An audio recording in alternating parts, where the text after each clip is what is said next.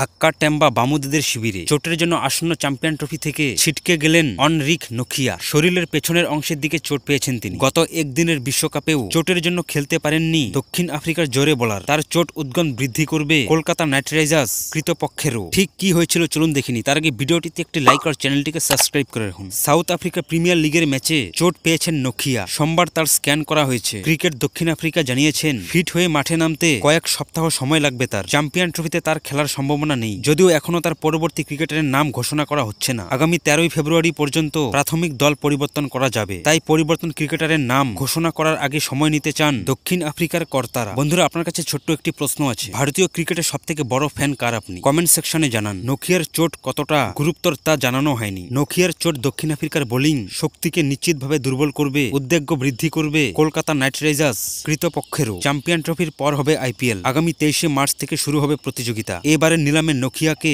6.5 কোটি টাকায় কিনে নিয়েছেন কেকেআর। চোটের জন্য তিনি আইপিএলও না খেলতে পারলে বিকল্প খুঁজতে হবে শাহরুখ খানের দলকেও।